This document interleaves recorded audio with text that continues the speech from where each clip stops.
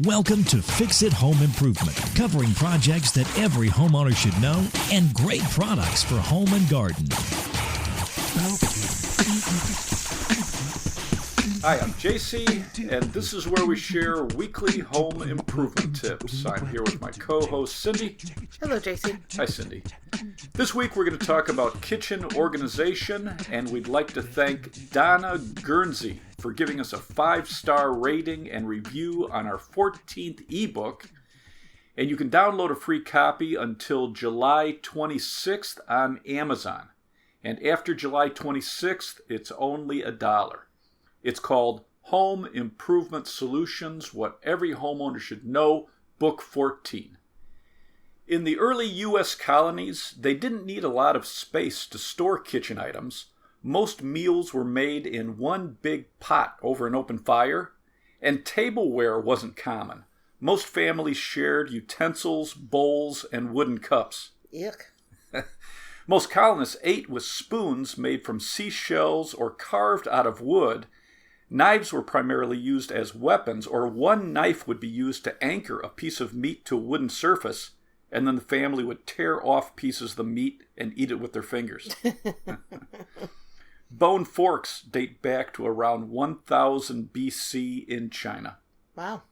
So we went out to lunch this week at a Chinese restaurant. Was it Chinese? I don't know. They had chopsticks, though, and no forks. And somebody complained a whole lot.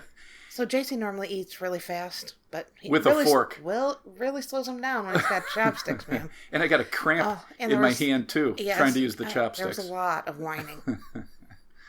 According to a study done by Moen, the garage, kitchen, and home office are the most cluttered spaces in a home. There was a study by Cornell University that found people with a disorganized and messy kitchen ate more snacks and cookies compared to people with an organized kitchen. According to the National Soap and Detergent Association, getting rid of clutter can eliminate about 40% of housework in the average home, and 80% of clutter is the result of disorganization. Makes sense. Iowa State University says for kitchen organization, create centers around common activities like food storage, cooking, serving, and cleanup. Have silverware plates and glasses next to the dishwasher or sink, so you can stand in one area and put everything away easily.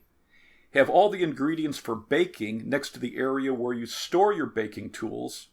Put plastic wrap, aluminum foil, and plastic bags next to the refrigerator so it's easy to wrap leftovers and place them in the fridge or freezer. Get rid of items you don't use. One rule of thumb is if you haven't used it for over a year, you probably don't need it. Go through all your drawers, cabinets, and the pantry, getting rid of extra dishes, pots, pans, tableware, and small appliances can clear up room to organize what you use regularly.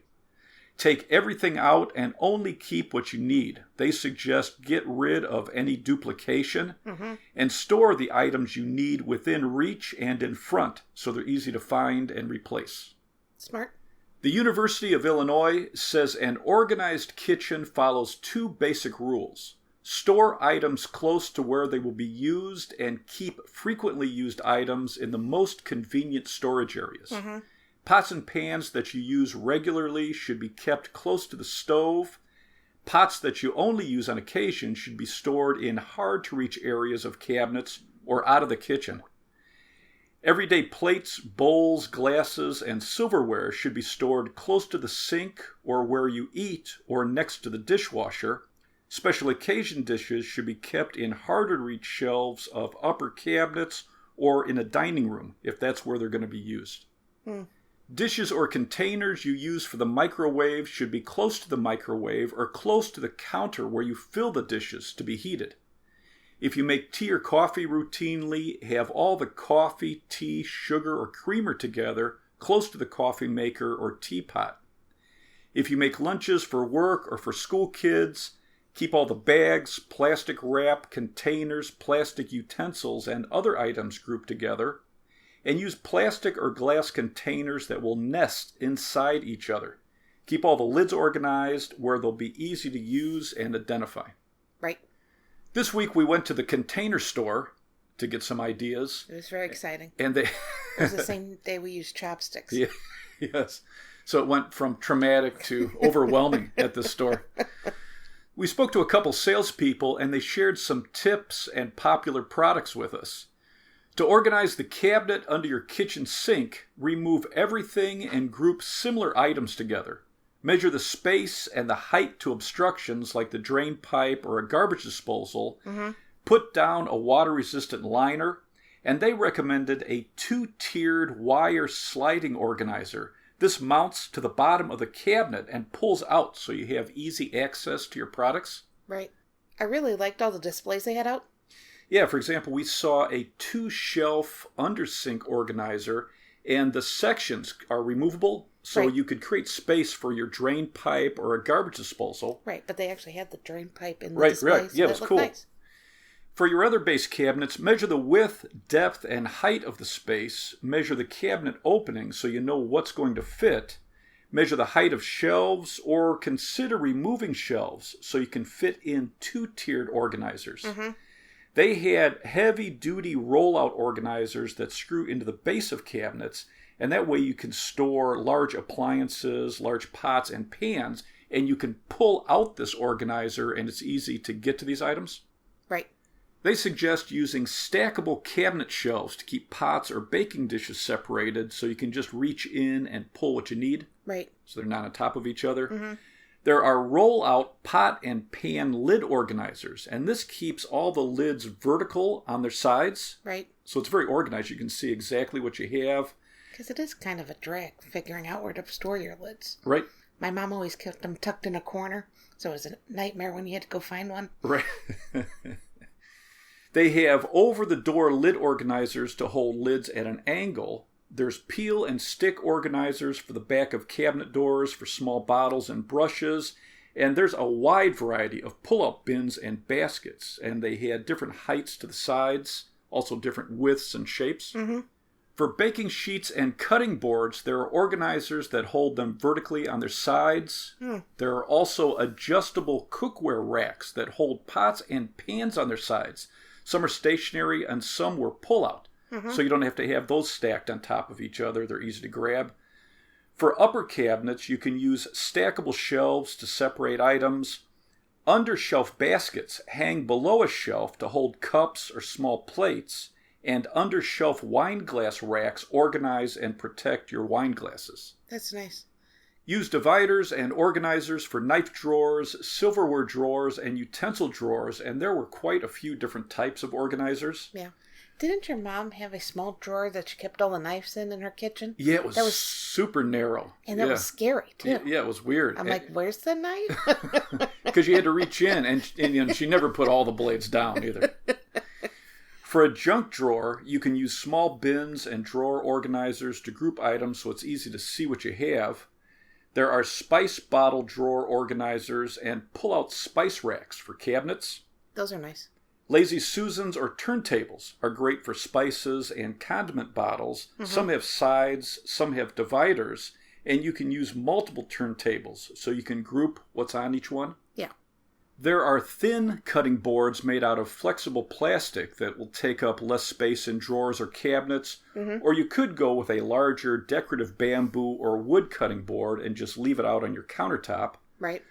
Decorative tempered glass cutting boards are easy to keep clean, and these can be used to set hot items on. But these make a terrible sound when you scrape it with a knife when you're cutting stuff. It's like fingernails on a chalkboard. Yuck. Rich light cutting boards are stain, scratch, and heat resistant. This is a wood composite developed for the aerospace industry, and they're heat safe up to 350 degrees Fahrenheit. Cool. Richlite is Richlite. I spoke to Ucopia, and they're at ucopia.com. It's YOUCOPIA.com. They shared some of their most popular items for organizing a kitchen.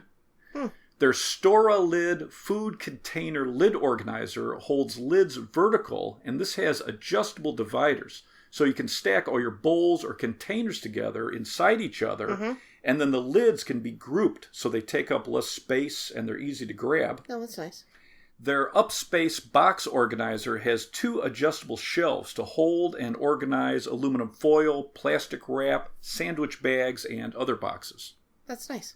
Their Store More expandable cookware rack has adjustable dividers to organize pots, pans, cooking sheets, lids, cutting boards, and other items vertically on their sides, so it makes it easy to grab whatever you need rather than having all these things stacked on top of each other. This has non-slip feet to keep it in place, and the width of the rack is also adjustable. Oh, cool. They have something called a Crazy Susan turntable. They have one with 2 levels, one with a backstop, and one with removable bins. They also have Rollout Caddies for the refrigerator. These are bins with low sides, there's wheels on back and feet in front, and there's dividers inside. There's a handle on front, so you can just grab it and pull it forward, take out what you need, and then push it back. Cool. To help organize your refrigerator, use storage bins to group similar items together. Use bottle or can dispensers or racks to save space. Group all your food in the correct area so it lasts longer. Good Housekeeping says the top shelf is going to be the warmest, so keep your soda and foods that don't need cooking, like deli meats and leftovers, at the top of the fridge. Store dairy products on the middle shelves. Store your raw meat and fish at the bottom of the fridge because it stays the coldest, and keep your meats in a container to trap any leaks. Right.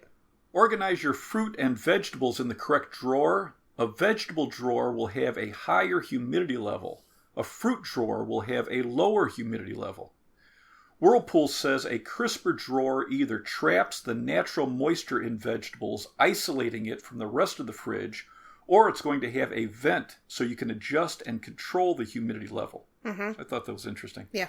Keep the fridge between 33 to 40 degrees Fahrenheit. 37 degrees Fahrenheit is a good temperature for most food. Keep your freezer at 0 degrees Fahrenheit. The door is going to be the warmest part of the fridge. Store your jams, jellies, and condiments in the door. Some refrigerators have egg holders on the door. They want you to remove the eggs from the carton.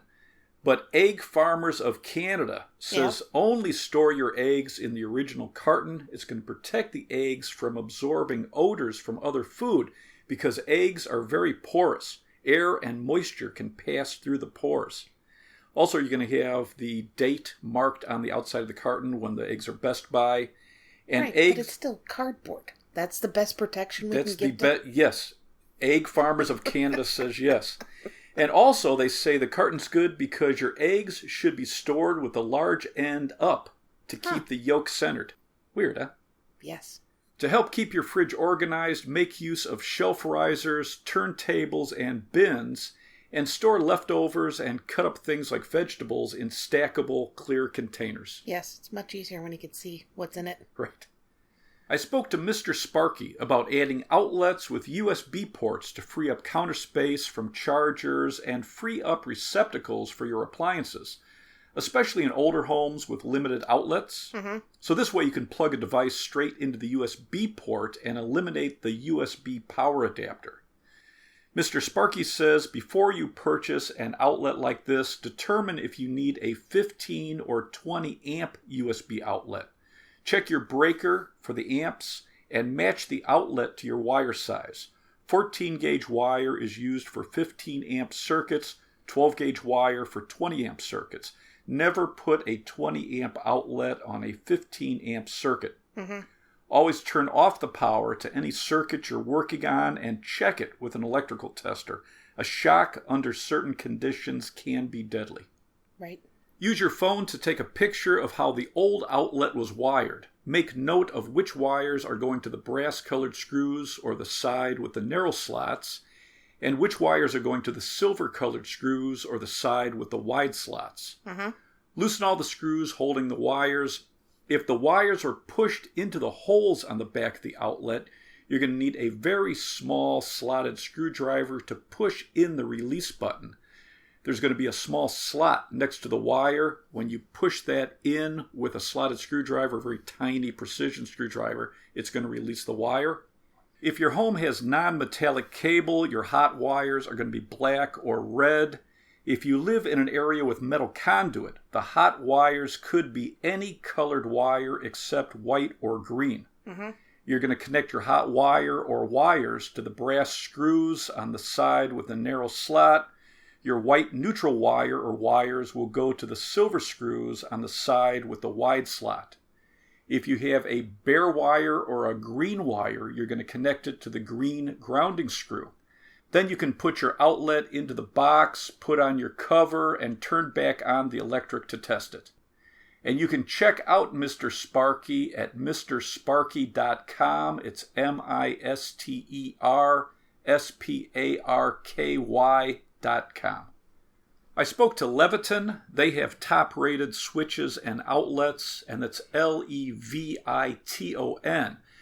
They gave us some tips for charging devices with an outlet USB charger. Mm-hmm. They say for optimized charging, turn off the device while you're charging it. Really? Disconnect your device when it's fully charged, and use the shortest cord. Long cords take longer to charge. Wow, interesting. Yeah. They say use the cable that came with your device. Leviton has USB outlets that are compatible with the most widely used cables, including the newest Type-C with power delivery, which is a fast charging technology. Mm-hmm. And their USBs have tamper-resistant receptacles and overcurrent protection, and that protects your devices from too much power. Huh. They have a new GFCI with USB ports. So this is great for bathrooms and kitchens where GFCIs are required. Right.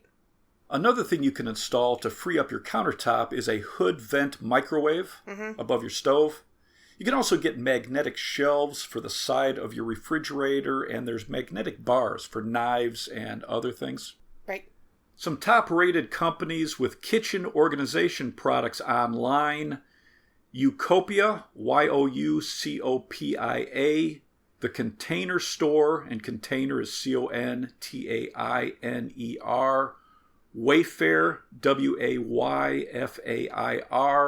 Rubbermaid, Simple Human, Simple, capital Human, and RevaShelf. It's RevaShelf. Do you have anything else to add? Rearrange your kitchen and group your products for better workflow and faster cleanup. Use multiple organizers, bins, and turntables. Let's wrap this up. You can subscribe to the podcast on your favorite podcast app. If you enjoyed it, please leave us a review. You can check out our home improvement videos on our YouTube channel, Fix It Home Improvement. And you can subscribe to that as well. You can download our ebooks, Home Improvement Solutions, What Every Homeowner Should Know, books 1 through 14. And you can download a free copy of our 14th ebook until July 26th on Amazon. If you enjoyed it, please leave us a 5-star rating and review.